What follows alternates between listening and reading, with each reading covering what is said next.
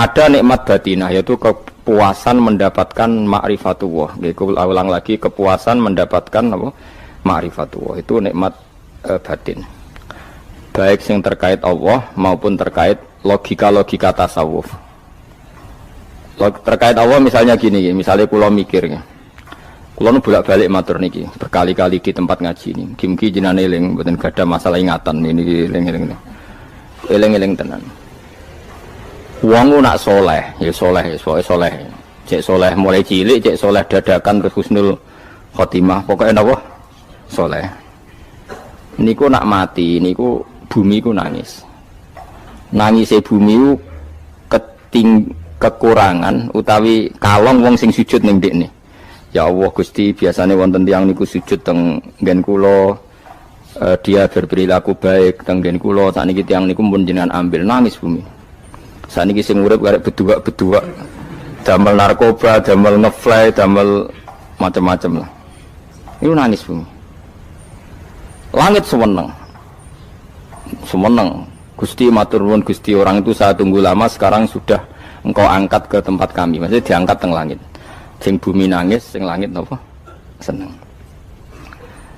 Nah kemudian kita berpikir begini, bumi kok iso nangis piye? Nah itu terserah sampean apa termasuk ulama zahir apa termasuk ulama batin. Kalau ulama zahir mengatakan bumi nangis itu mau kinayatun anil husni, pokoknya pantese bumi itu susah, wong kelangan putra terbaiknya. Tapi nak cara ulama-ulama hakikat yang mengenali sekali betapa kudrohnya Allah, betapa kudrohnya Allah itu tidak terbatas. Itu yang meyakini bumi nangis itu nangis tenan. Misalnya ngaten kula tak terangno malih ya. Kowe bayangno dadi Nabi Adam, ngrungokno kowe. Kowe bayangno dadi Nabi Adam. Nabi Adam tenan maksudnya. Terus Nabi Adam orang pertama dia tahu betul kalau dia dicipta dari bumi. Dan dia pula tahu betul, beliau tahu kalau dia bisa ngomong, bisa mikir, bisa macam-macam. Terus indukannya beliau itu bumi. Mesti pikiran Nabi Adam, jangan-jangan bumi ini juga bisa berpikir kayak saya. Ini kan materi saya, karena saya dari bumi ini bisa ngomong, bisa melihat macam-macam. Terus bedanya apa menurut sobat napa? Umpama kowe dadi Nabi napa? Adam. Orang yang dekat sekali, qoribu ahdin, dekat sekali dengan kesaksian kudroh Allah. Gini ku dekne roh nak materi ini ke bumi dan dia orang pertama yang urung lali kemana. Tapi ketika sudah ribuan orang, mungkin jutaan orang, lali. Seakan-akan bumi itu tidak jenis dari kita. Bumi adalah hal yang berbeda dengan kita. Kita manusia berakal, bumi itu benda mati. Terus kowe katut wong goblok-goblok, bumi itu benda mati. Sajane ya rada kriminal wong Islam muni bumi itu benda mati. Enggak bisa berpikir, yang bisa berpikir hanya manusia. Itu kengawuran-kengawuran yang kita ciptakan sendiri, kita wariskan turun-temurun. Umpama kowe iku dadi ulama, ngomong ngono iku isin. Bumi kok nyekseni kowe sujud, banyu nyekseni mbok pangan, mbok ombe kanggo sujud. Semua itu bersaksi tentang kita. Lah nek sampean tanglet kula, cara melogika gimana? Begini, tak wari cara gampang-gampangan nggih. Tak warai tauhid sing kasyaf. Tauhid ini yang dawuh Sayyidina Ali lau kusifal khoto'u mastatu yakinan. Umpama somben tutup-tutup iku dibuka, akulah imanku ora tambah mbek pangeran. Karena tren dunia dan akhirat sama. Zaman ning dunia ya Allah ala kulli saing kodin, kok zaman ning akhirat ya Allah ala kulli saing. Cara Sayyidina Ali, somben aku wis mati lah imanku ora tambah, meskipun aku ora swarga neraka. Lah kena napa? Darah padha wae, ning dunia ya pertunjukan kudratullah, ning akhirat ya pertunjukan kudratullah. Jadi pikirannya Sayyidina Ali seperti itu. Saya kan lahir misalnya tahun 1970. Berarti mulai Nabi Adam itu saya kan nggak ada. Ngerti-ngerti ada. Saya mengira waktu zaman tidak ada itu panjang apa cepat. Cepat, karena kita tidak melalui itu. Ujuk-ujuk wujud. Kadang kalau mati ya wedi kan. Mau mati jebule kiamat 1 juta tahun kasih wopo nang kuburan. Masih di Khalillah itu.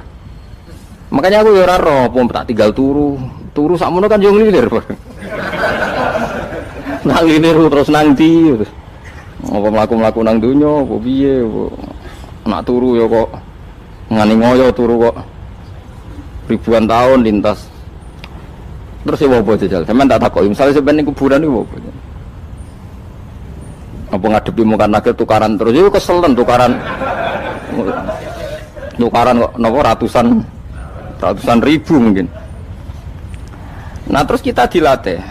Kata Sayyidina Ali gampang latihan seperti kata Sayyidina Ali apa gampang udah menjadi wong alim. Pada akhirnya kita ini aku zaman urip yo ora roh karepe, ngerti-ngerti urip, mati yo ora roh karepe. Pas mati sampean petangin dah yo ora roh karepe. Pokoke wa matar sauna illa ayyasyallah. Makanya masyhur itu dia ketemu orang ateis. Dia orang ateis itu anti Tuhan, anti Tuhan pokoknya. Dia ditanya, lalu kamu hidup itu karena siapa? Ya enggak tahu hidup. Lalu kamu mati yang menentukan siapa? Ya enggak tahu, kalau tahu mati. Ya berarti Anda enggak bisa menentukan diri kamu sendiri. Akhirnya dia taslim. Ya ada yang menentukan. Lah ya ada yang menentukan itu dalam Islam disebut apa? Allah. Melalui disebut kalimatu haqqin 'alaiha nahya wa 'alaiha namut. Jadi kalau maknanya itu kalimat yang benar-benar nyata, yang karena kalimat itu pula kita mendapat kehidupan, yang karena kalimat itu pula kita mati, yang karena kalimat itu pula kita akan bangkit lagi. Itu yang makna hakikat. Tapi kalau makna syariat enggak begitu. Kalau makna syariat begini, dan ini benar juga. Mengenai kena ada di ulama, ciri utama ulama itu jami'ul bayan. Dia kalau menjelaskan itu indah sekali dan orang pasti taslim. Sampeyan saya tak warai tenan. Sampeyan kan biasa wiridan la ilaha illallah kan biasa, mulai mimpin tahlil sampai kepeksa mergo do tahlil melok, sampai sing darani bid'ah akhirnya ya melok tanggane napa? Tahlil. Sesuai wae. Kata Ibnul Qayyim Al-Jauziyah dalam kitab Zadul Ma'ad. Kitab Zadul Ma'ad itu kitab kesayangannya Sayyid Abdul Haddad. Sayyid Abdul Haddad itu pengarang kitab Zadul Ma'ad. Padahal kitab ini dikarang oleh muridnya Ibnu Taimiyah. Abdul Haddad itu gak seneng Ibnu Taimiyah tapi seneng muridnya. Jadi di sini ulama ya demokratis. Gak seneng gurunya tapi seneng. Saja nih Ibnu Taimiyah itu orang baik. Ya ulama top ya baik, ya waras top. Tapi ngerti-ngerti Wahabi itu identik dengan Ibnu Taimiyah. Akhirnya ulama ahli sunnah penyebut itu terus isin. Mulane kiai-kiai ra ono sing dalil kok Ibnu Taimiyah mergo dicap Wahabi. Padahal Ibnu Taimiyah wong alim. Di kitab-kitab kita termasuk Syekh Muhammad piyambak nanya Ibnu Taimiyah qala Syekhul Islam no qala. Tapi kan ini sudah milik Wahabi sehingga kita ini terus akhirnya gak gelem nyebut. Ya jadi kitab koyo dalil fastabiqul khairat iki apa par iki dadi dalil yo dhewe-dhewe. Wah parah tenan wong-wong. Dulu saya melihat orang enggak kunut itu ya biasa. Mergo saya sebagai wong alim ngerti iku madzhab Abu Hanifah. Saiki nek ra kunut Muhammadiyah. Kita ini sebetulnya ahlul ilmi enggak tahu kunut itu madzhabnya siapa kita. Itu madzhabnya Abu Hanifah, yang kunut madzhab Syafi'i. Tapi tahu-tahu iki madzhab NU, iki madzhab Muhammad. Mana ada orang-orang ini bisa punya madzhab? Ngalime sepiro nganti dadi no madzhab. Tapi wis dadi bahasa, wis dadi apa? Sekuwajo kabeh sene. Mas repot-repot. Tak warai iki. Sampeyan ben nglafadzno la ilaha illallah iku keren iki, keren tenan mboten keren-keren. Ngendikane Ibnu Qayyim Al-Jauziyah itu gini. Min asliha khuliqatil jannah wa min asliha khuliqatin nar. Terus wa min asliha khuliqatid dunya wa min asliha bu'isatir rasul. Wa min asliha qatalar rasul. Wah, terus sampai sekarang saya tak bedai. Surga itu kan digawe kelas VIP. VIP mewah. Terus jari rugane widadari dulu kan nak wingi sebut. Kira 70. 70. Wayu kabeh ora ono sing kriting, wayu kabeh. Wayu kabeh terus gak tahu delok wong liya. Kadang bojo kita wis elek jek delok. Oh iya, widadari sifatnya maksuratun fil khiyam. Jadi gak tahu keluyuran ning ndi. Wayu kabeh. Lek surga yang semewah itu selek itu ya bagi mereka sing nglafatno atau yang menerima la ilaha illallah. Neraka sekarang dibikin dalam itu. Jari Abu Hurairah neraka itu tes-tesane benda kamu jatuhkan ke neraka itu untuk santai ke bawah itu nunggu 70 tahun. Kila 70.000 tahun. Dikira HP mu mbok ceblok nang neraka itu cebloke ngenteni 70 tahun. Betapa dalamnya. Ngentekno bego piro ya bayang misalnya. Oh itu kontraktor mana saja tidak sanggup itu disuruh ngeduk kedalaman neraka. Iku ya mau kanggo wong sing menolak la ilaha illallah. Jadi kalimat ini luar biasa. Swarga digawe bagi yang nerima, neraka digawe ya untuk yang menolak. Ya kalimat sing kok nak tahlilan turu iku lho. Iku kalimat sing nggo alasan Allah gawe swarga. Terus kalimat sing suwe-suwe sing lafadzno diarani bid'ah iku. Itu kalimat sesakral ini nasibnya akhir zaman itu entek. Gara-gara dilafadzno tahlilan tersangka jadi apa? Bidah. Dulu kalimat yang dipuja-puja penyebab surga dan neraka. Saiki kalimat itu tersangka. Mau perkara napa? Bidah. Wis aja melok-melok, kowe debat ya ora iso makili aku sebarno iso. Kok kowe terusno dalan tok. Dah. Berarti la ilaha illallah itu kalimat yang surga dibikin karena itu, neraka dibikin ya karena itu. Kemudian Allah punya sunnah, lalu butuh pelatihan.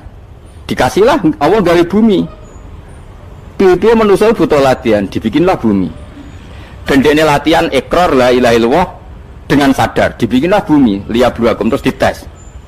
Wes digawe bumi, ono makanan, ono minuman, ono wong wayah, ono pegatan macam-macam, wong diutang wis mbulet macam-macam. Gue ngetes, eling la ilaha apa eling utangi, eling la ilaha apa eling kasuse, pokoknya dites. Karena nggak fair kalau Allah bikin itu kemudian nggak dites, dibikinlah darul imtihan.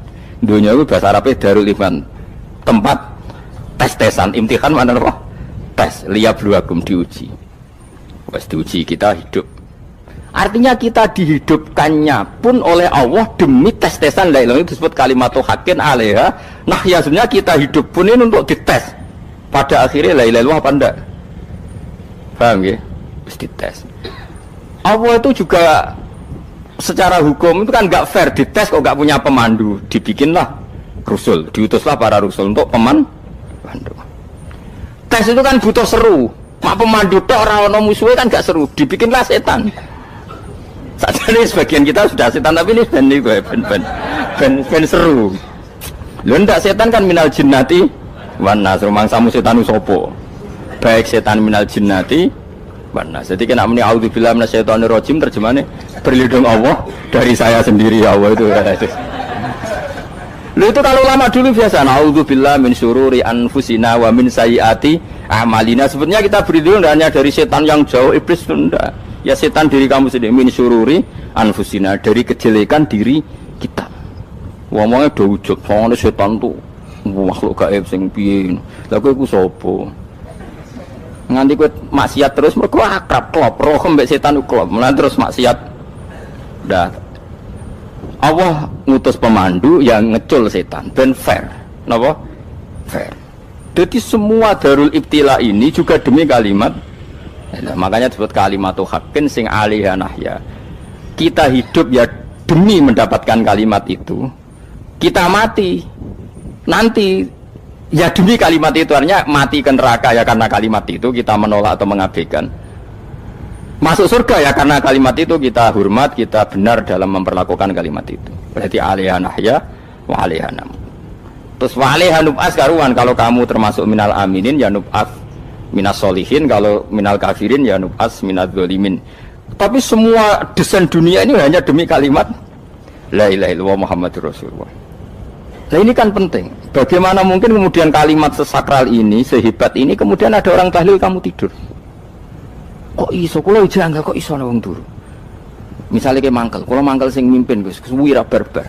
Bagaimana mungkin kalimat yang menyelamatkan Anda kemudian Anda anggap problem? Elek gak?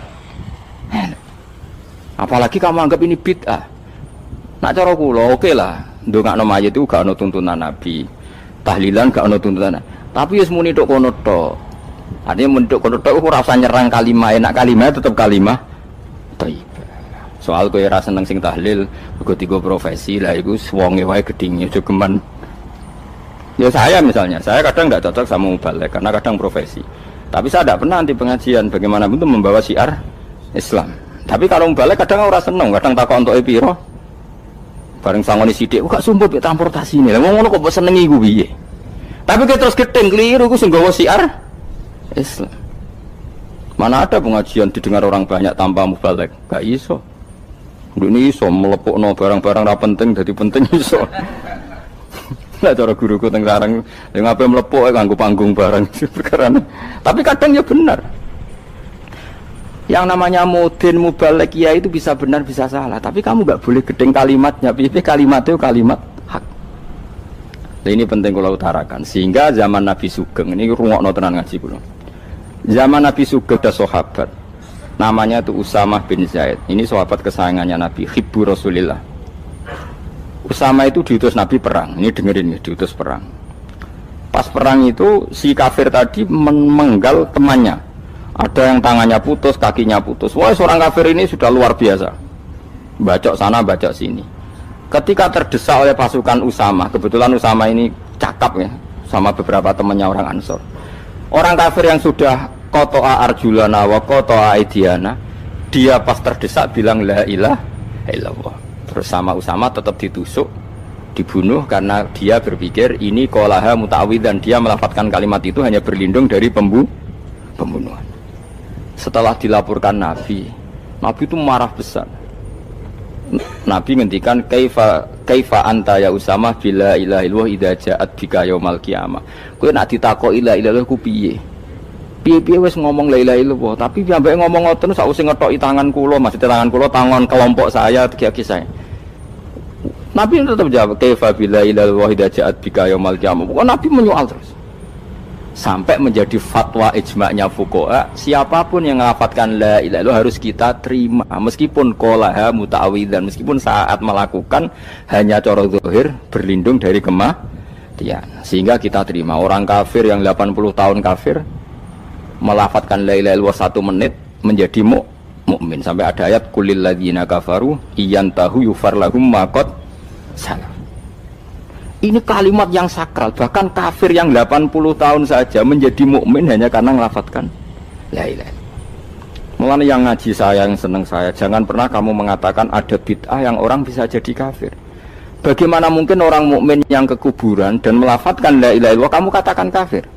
Padahal kalimat ini yang kafir 80 tahun saja menjadi mukmin. Saiki ana wong nglafatno la ilaha illallah mergo salah tempat pinggir patok mbok arani kafir. Kok aneh. Wong sing kafir 80 tahun dadi mukmin iki gara-gara nglafatno la ilaha illallah dadi kafir. Mergo mau salah tempat ning pinggir apa? Patok. Mboten ora cocok muni nganggur, wong sering ziarah ku nganggur. Nyatane ya tenan. Cara dekne pegawai negeri ora sering ziarah.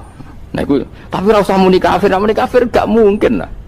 Coba kalimat ini itu orang kafir yang 80 tahun menjadi apa coba dengan melafadzkan kalimat ini? Mukmin kan? Berarti kalimat ini adalah kalimat penghilang kekafiran. Lalu karena dilafadzkan secara salah dianggap kafir. Hanya karena bid'ah itu tidak mungkin. Makanya sebetulnya Wahabi yang alim-alim itu tidak berpendapat demikian. Saya punya beberapa referensi Wahabi yang alim itu tidak pernah mengkafir-kafirkan orang karena perdebatannya seperti itu. Tapi saat ini wis kuwajo. Sebenarnya kalau orang alim itu ya mirip-mirip, entah Wahabi entah tidak mirip-mirip. Karena kalimat tadi. Wahabi itu kitab terbesarnya itu Ibnu Taimiyah. Ibnu Taimiyah itu punya murid Ibnu Qayyim Al-Jauziyah. Itu sampai sekarang saya lihat di fatwanya Ibnu Taimiyah itu begitu hormat sama orang-orang kita ini sama. Tapi tahu-tahu lewat penyaduran sana sini terus menjadi kacau. Jadi kalau balik ini malah sampai nak kepengen dua nikmat batinah seperti tadi yang saya utarakan. Swarga dicipta sedemikian mewah ya demi yang menerima la ilaha illallah. Terus neraka dibikin se ekstrim itu juga bagi yang nolak. Kemudian dibikin daru pelatihan yaitu dunia ya karena kalimat berarti kalimat itu luar biasa. Wa biha qamatis samawati wal ardu. Kalimat ini pulang menjadikan langit bumi berdiri. Bon.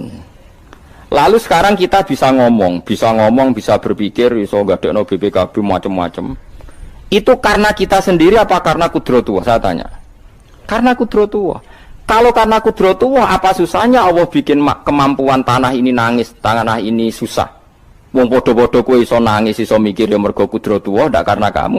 Harusnya ya sama, bumi-bumi ini bisa menangis juga karena kudratullah. Makanya bumi ini menangis ketika enggak ada orang yang sujud. Iku ya mungkin. Wong zaman kowe iso nangis ya krana kudratullah, mestine bumi yang kamu katakan benda mati, hakikatnya dengan kudratullah juga sama dengan kita. Mulane tenggene kitab Al-Husunul Hamidiyah, kula ngrasa utang tenan mbek kitab. Dulu saya ngaji 2 tahun kitab Al-Husun. Kitabnya kecil tapi saya ngaji itu 2 tahun. Berkali-kali saya ulang. Itu beliau cerita gini. Dia yang ngarang itu orang alim, kebetulan dia orang India. Memang kelebihannya kitab dikarang orang Arab itu luweh bulet. Wong Arab kan semuanya Islam, karangannya itu standar. Ini dikarang wong India.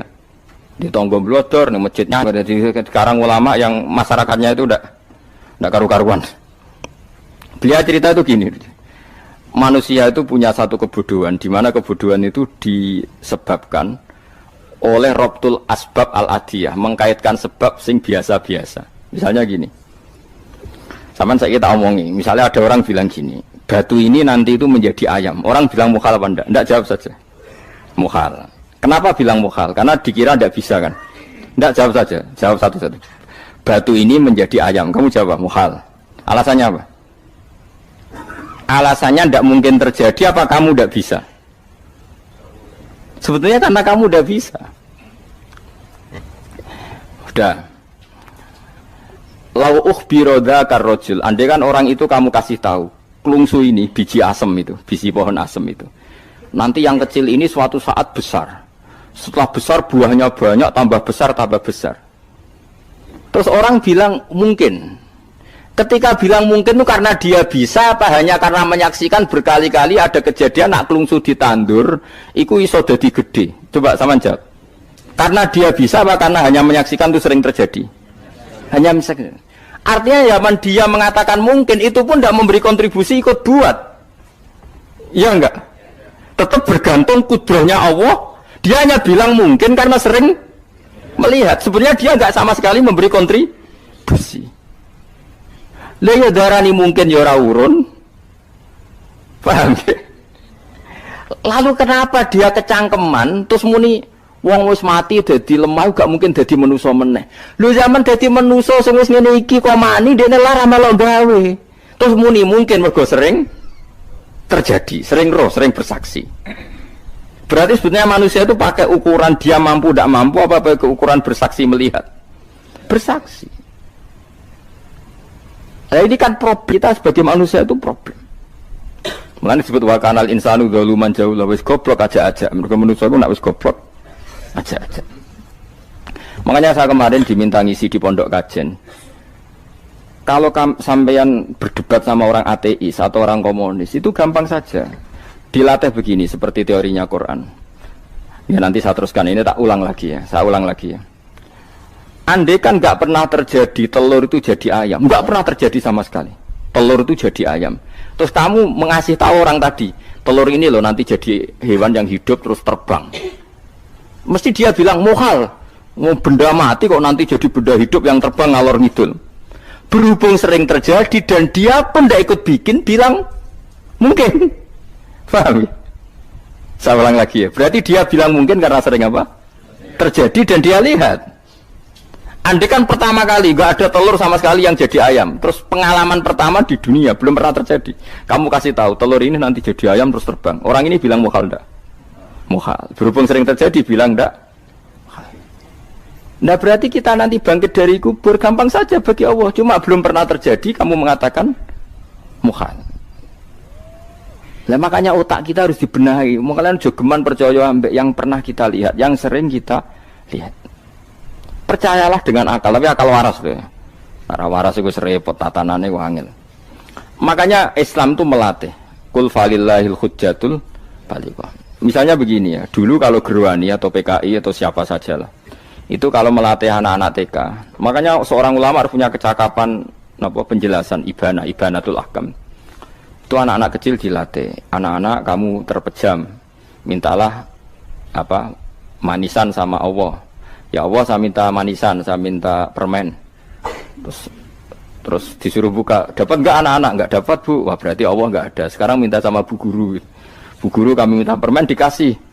Berarti yang ada bu guru bukan Tuhan gitu. Akhirnya jadi gerakan ateisme. Nah sebetulnya untuk melawan gerakan itu kita harus melatih begini misalnya gini. Saya itu pernah ketemu sama orang yang berpikiran komunis. Oh komunis juga. Dia nantang saya gini, Pak Bapak, pokoknya saya tidak bisa nerima konsep Tuhan. Sebelum Anda bisa menjelaskan kenapa ada Tuhan. Jadi, bocah kok elek ini. Nah, aku ngerti aja, sak cerdas ini tetap cerdas aku yakin tetap cerdas aku. Rasanya selain raine seram meyakinkan, tapi pikir tetap cerdas. Kulo itu kan wong Quran nggih, artinya punya pikiran panjang. Mungkin di antara orang Islam kita ini tidak punya kecakapan menjelaskan. Tapi kalau orang sering baca Quran, apalagi dia ngaji tafsir ya, yang waras, maksudnya waras lah. Terus rapati seneng duit, barang ini penting. Kalau seneng duit, wis mari goblok. Yakin ulama seneng duit, mari goblok, tak jamin. Umpama alim wis kelas B, kelas C gak bisa, tahqiq gak bisa. Kalau tahu dikandani konco kulo riyen ambek jenengan udah bisa kaca akeh. Lah kena apa? Cok seneng duit kulo. Duit masalah bagi ulama. Orang duit itu masalah kan ya. Maksudnya rasa senang tapi ojo terus gak duit. Sekarang saya tanya, Quran itu melatih kita gini. Quran itu sederhana kalau ngelatih tauhid. Tapi orang pasti ingat. Kata Allah gini, nggak apa-apa, saya tidak Tuhan, nggak apa-apa. Kamu yang Tuhan. Tapi buktikan kalau kamu Tuhan. Caranya gini. Am khalaqus samawati wal ardi. Ya nggak apa-apa, kamu yang Tuhan nggak apa-apa. Tapi buktikan kalau kamu menciptakan langit, bumi. Mereka pasti ikrar, ya tidak mungkin saya menciptakan bumi, saya lahir sudah ada bumi. Yesus lahir sudah ada bumi, enggak mungkin Tuhan. Terus Tuhan membuat pertanyaan kedua, am khuliqu min ghairi syai'in. Ya sudah, kalau saya tidak Tuhan, lalu enggak ada Tuhan, berarti alam raya ini tercipta oleh sesuatu yang enggak ada. Aneh enggak? Misalnya sebelum alam raya ini enggak ada Tuhan. Berarti sebelum alam raya ini kan adanya nihilisme, sesuatu yang enggak ada. Kemudian sesuatu yang enggak ada menjadi penyebab sesuatu yang ada. Aneh enggak? Luwe aneh. Sesuatu yang enggak ada itu mestinya kan enggak bisa ngelabeti, enggak bisa berfungsi, enggak bisa ada gunanya. Wong jenenge ra ono iku ya ora marai apa-apa. Mau ora ono kok dadi sebab. Sesuatu yang menjadi sebab itu yang wujud apa yang enggak ada? Yang wujud. Sak takok. Lah kalau enggak ada Tuhan, berarti alam raya ini lalu sebabnya apa? Ya dari ketiadaan, lalu tiada itu menjadi sebab. Lah yang tiada kok dadi sebab tekem lho. Mikir, di mana-mana yang sebab itu harus barang yang wujud, nggak boleh tiada kok jadi sebab. Ini kan jadi aneh, sesuatu yang tiada menyebabkan sesuatu yang ada. Terus dia, ya pokoknya ronde ini kalah, Pak. Tahu kapan tak pikir, pikir nganti mati temenang aku ini mana? Makanya sebetulnya dalam ilmu mantek, pertama itu kita tidak harus iman Tuhan itu namanya Allah, tidak harus. Makanya pertama dikenalkan, sementing kenal Tuhan itu ada dulu. Disebut zat sing wajibil wujud, belum disebut namanya Allah. Allah itu disebut nama Islam, itu paham ya? Saya ulang lagi, Allah disebut itu nama Islam. Tapi kalau penemuan akal hanya sampai kita ini butuh zat sing wajibil wujud, sing menjadi penyebab semua alam raya ini. Di bahasa Arab disebut musabbibul asbab. Belum menyebut Allah musabbibul asbab. Islam pun pertama Iqra turun ya gak nyebut Allah. Iqra bismi rabbikal ladzi khalaq, khalaqal insana min 'alaq. Iqra wa rabbuka. Tuhan itu siapa? Yang mencipta. Nah, yang mencipta ini oleh syariat Islam disebut apa? Tapi dalam logika yang penting kowe kenal sik ana musabbibil asbab. Pastikan bahwa alam raya ini yang wujud pasti disebabkan sesuatu yang ada. Enggak boleh barang wujud kok diciptakan oleh sesuatu yang tidak ada. Yang gendeng ora barbar barang ra ono mbok sifati al khaliq. Sing gawe langit bumi apa? Pencipta. Penciptane apa? Sesuatu yang tidak ada. Kowe ikhlas diutek ngono kowe ikhlas ta ora? Gak kowe ikhlas ta ora diutek ngono kowe ikhlas ta. Kowe gelem dadi bodho ngene. Gelem kowe. Mboten. Nah, nikmat ngono jenenge nikmat batin. Mulane sing suwenang mbek kalimat la ilaha illallah. Wis ana sing bid'ah nollah iku wong nganggur wis beno sak uni-unine. Tapi kadang memang kita berlebihan. Tahlilan rabar-bar matang puluh dina ini rabar-bar. Muka alasannya mesti sangoni akeh tahlil sedih lho. Saake penggemar sing keselen, sing rantuk sangu ya butuh cepet. Lane cara kula niki penting kula utar nggih. Kowe nek ora cocok tahlilan 40 dina wis ngomong ae kira cocok model harinya. Tapi ki aja menolak kalimat la ilaha illallah iku disifati Kanjeng Nabi kalimat thayyibat. Wong Nabi nyifati thayyibah, kalimat yang suci kok nyifati bid. Soal kira cocok wong sebut. Misalnya kamu bilang saja wong mati wis sangu amale lha apa didongakno barang. Nek kowe pengen ndonga ora usah ndonga. Wis ora usah biasa wae. Kula lah mbok dongakno ya ora seneng. Gak meyakinkan. Karo dene mlebu swarga butuh dongamu ora ono swarga fadhole pangeran apa mbok dongano bareng. Ya tapi kowe donga aku ya seneng. Senenge ya semau lah timbang nyanyi-nyanyi rame-rame sadok donga. Mbok mandi mbok ora pokoke donga. Saya ulang lagi ya.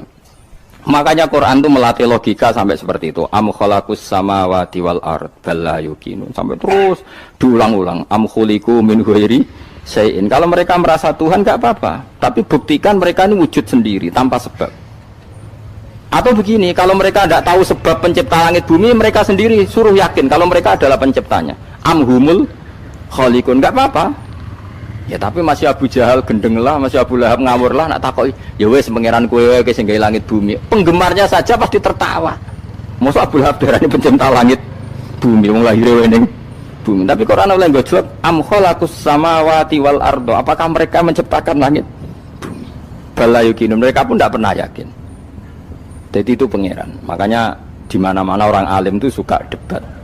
Karena pangeran sendiri kalau menjelaskan kebenaran seringnya juga nantang debat. Kata Allah, "Qul ara'aytum ma tad'una min dunillah aruni madza khalaqu minal ardi am lahum syirkun fis samawat." Enggak apa-apa mereka Tuhan kata Allah, tapi buktikan zaman langit diciptakan mereka memberi kontribusi apa?